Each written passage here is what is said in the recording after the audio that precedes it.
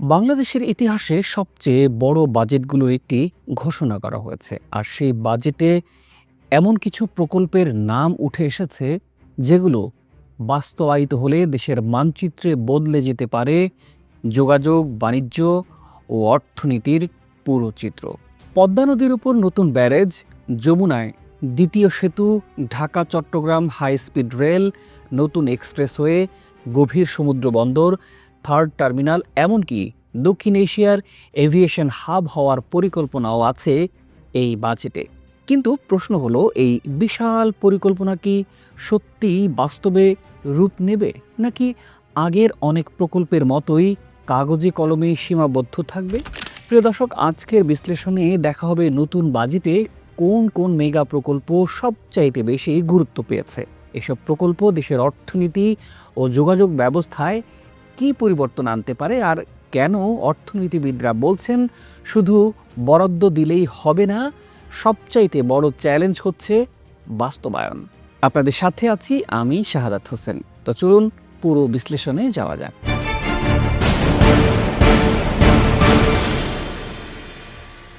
প্রায় 9,38,000 কোটি টাকার এই বাজেটে অবকাঠামো উন্নয়নকে দেওয়া হয়েছে সর্বোচ্চ গুরুত্বের একটি। মোট 1,74,988 কোটি টাকা বরাদ্দ রাখা হয়েছে অবকাঠামো খাতে। আর এর প্রায় 1/3 অর্থাৎ 60,730 কোটি টাকা ব্যয় করার পরিকল্পনা আছে সড়ক, রেল, নৌ ও বিমান পরিবহন খাতে। সরকারের যুক্তি স্পষ্ট, অর্থনীতির গতি বাড়াতে হলে প্রথমেই যোগাযোগ ব্যবস্থার আমূল পরিবর্তন প্রয়োজন। আর সেই পরিবর্তনের কেন্দ্রবিন্দুতে আছে একটি প্রকল্প, সেটি হলো পদ্মা ব্যারেজ। 34,497 কোটি টাকা ব্যয়ে নির্মিত হতে যাওয়া এই প্রকল্পকে এরই মধ্যে নতুন বাজেটের সবচেয়ে বড় মেগা প্রকল্প হিসেবে দেখা হচ্ছে। সবচেয়ে গুরুত্বপূর্ণ বিষয় হলো এই বাস্তবায়ন করা হবে নিজস্ব অর্থায়নে। পরিকল্পনা অনুযায়ী 2033 সালের মধ্যে প্রায় 2.1 কিলোমিটার দীর্ঘ ব্যারেজের উপর একটি রেল সেতুও নির্মাণ করা হবে। সরকার বলছে এর মাধ্যমে দক্ষিণ পশ্চিমাঞ্চলের প্রায় 7 কোটি মানুষের জীবন ও অর্থনৈতিক কর্মকাণ্ডে বড় ধরনের পরিবর্তন আসবে। কৃষি, শিল্প, সেচ ও পরিবহন সব ক্ষেত্রে নতুন সুযোগ সৃষ্টি হবে। তবে বিশ্লেষকরা বলছেন এই প্রকল্পটির সম্ভাবনা যত বড়, বাস্তবায়নের চ্যালেঞ্জও ততটাই বড়। কারণ নদী ব্যবস্থাপনা, পরিবেশগত প্রভাব এবং দীর্ঘমেয়াদী অর্থায়নের বিষয়গুলো অত্যন্ত গুরুত্বপূর্ণ। অন্যদিকে পদ্মার পর আরও একটি বড় পরিকল্পনা হলো যমুনা নদীতে দ্বিতীয় সেতু নির্মাণ করা। বাংলাদেশের উত্তর ও দক্ষিণাঞ্চলের মধ্যে সংযোগ আরও শক্তিশালী করতে এই প্রকল্পকে ভবিষ্যৎ অর্থনৈতিক প্রবৃদ্ধির জন্য গুরুত্বপূর্ণ হিসেবেই বিবেচনা করা হচ্ছে।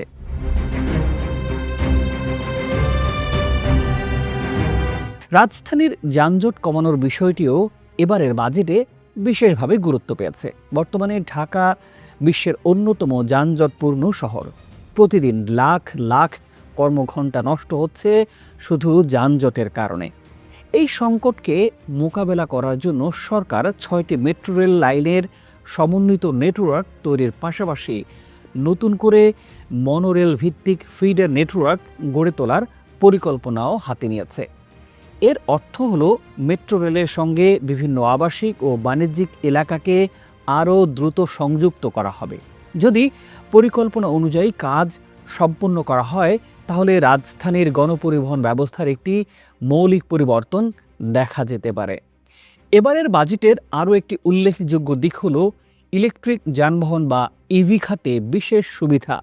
সরকার 2031 সাল পর্যন্ত বৈদ্যুতিক বাস ও ট্রাক উৎপাদনের কাঁচামাল আমদানিতে মাত্র 5% ভ্যাট রেখে বাকি অধিকাংশ শুল্ক ও কর ছাড় দেওয়ার প্রস্তাবনা করেছে। একই সঙ্গে ইভি নিবন্ধনের ক্ষেত্রে অগ্রিম আয়করও কমিয়ে দেওয়া হয়েছে। এতে দেশীয় শিল্প উদ্যোক্তারা বৈদ্যুতিক যান উৎপাদনে উৎসাহিত হবেন বলে আশা করা হচ্ছে। বিশ্ব যখন ধীরে ধীরে জীবাশ্ম জ্বালানি নির্ভর পরিবহন থেকে সরে আসছে, তখন বাংলাদেশও সেই পরিবর্তনের সঙ্গে তাল মেলাতে চাইছে।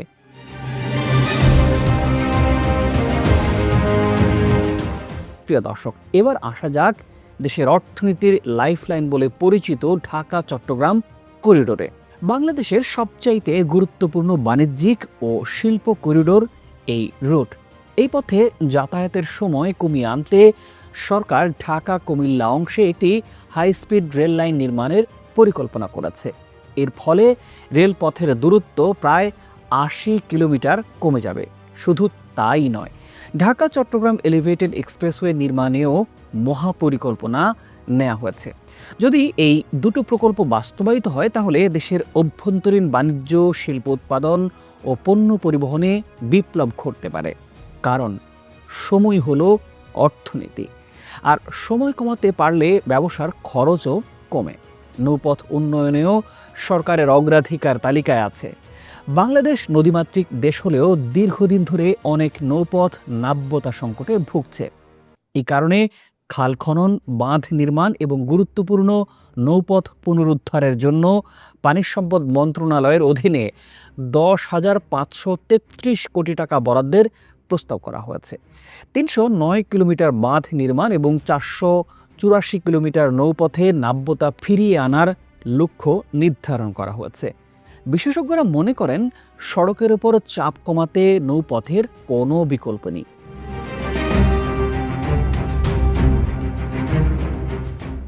আন্তর্জাতিক বাণিজ্যের ক্ষেত্রেও বড় পরিকল্পনা রয়েছে সরকারের।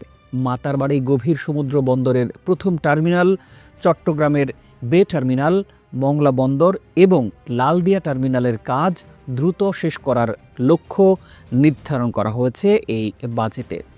প্রিয় দর্শক, এই প্রকল্পগুলো সম্পন্ন হলে বাংলাদেশের আমদানি রপ্তানি সক্ষমতা উল্লেখযোগ্যভাবে বাড়বে। বিশেষ করে মাতারবাড়ি গভীর সমুদ্র বন্দর চালু হলে বড় আকারের জাহাজ সরাসরি বাংলাদেশে ভিড়তে পারবে। ফলে ট্রান্সশিপমেন্ট ব্যয় কমবে এবং রপ্তানি প্রতিযোগিতা বাড়বে। আকাশপথেও বড় স্বপ্ন দেখছে বর্তমান সরকার। লক্ষ্য 2034 সালের মধ্যে বাংলাদেশকে দক্ষিণ এশিয়ার অন্যতম এভিয়েশন হাবে পরিণত করা।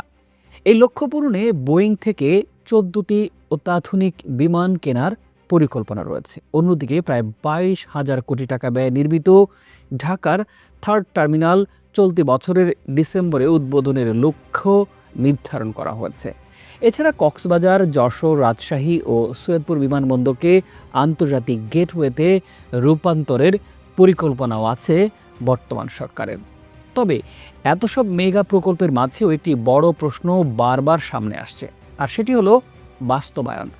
বাংলাদেশে প্রায়ই দেখা যায় বাজেটে বড় বড় ঘোষণা আসে, কিন্তু প্রকল্প বাস্তবায়নের গতি থাকে অত্যন্ত ধীর। অনেক ক্ষেত্রে সময় বাড়ে, ব্যয় বাড়ে, আবার কিছু প্রকল্প বছরের পর বছর ঝুলেও থাকে।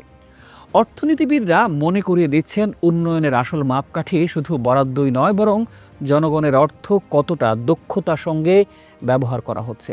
কারণ প্রকল্পের ব্যয় যদি অস্বাভাবিকভাবে বৃদ্ধি পায় কিংবা নির্ধারিত সময়ে কাজ শেষ না হয়, তাহলে উন্নয়নের সুফলও কমে যায়।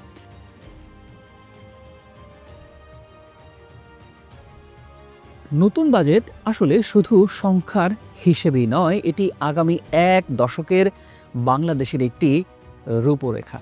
পদ্মা ব্যারেজ থেকে মাতারবাড়ি বন্দর, হাই স্পিড রেল থেকে থার্ড টার্মিনাল, এই সব মিলিয়ে সরকার এমন এক বাংলাদেশের স্বপ্ন দেখাচ্ছে যেখানে যোগাযোগ হবে দ্রুত, বাণিজ্য হবে শক্তিশালী এবং অর্থনীতি হবে আরও গতিশীল।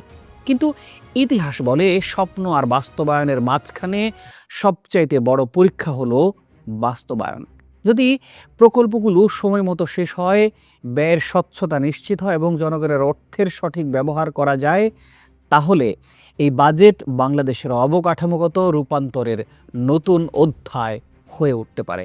আর যদি পুরনো ধীরগতি, ব্যয় বৃদ্ধি ও দুর্বল তদারকির সংস্কৃতি ফিরে আসে আবারও, তাহলে হাজার হাজার কোটি টাকার এই মেগা পরিকল্পনার বড় অংশই কাগজের উন্নয়ন হিসেবেই থেকে যাওয়ার ঝুঁকি আছে।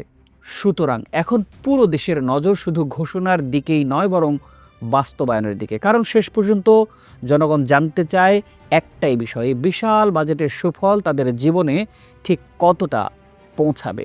প্রিয় দর্শক, এই বাজেট নিয়ে আপনার মূল্যবান মতামত জানতে চাই আমরা। আপনি জানাবেন কেমন হলো এই বাজেট? নিশ্চয়ই দেখা হবে পরবর্তী পর্বে। ভালো থাকুন, সুস্থ থাকুন। প্রতিবেদনটি ভালো লাগলে লাইক ও শেয়ার করতে পারেন। আন্তরিক অনুরোধ চ্যানেলটি সাবস্ক্রাইব করার।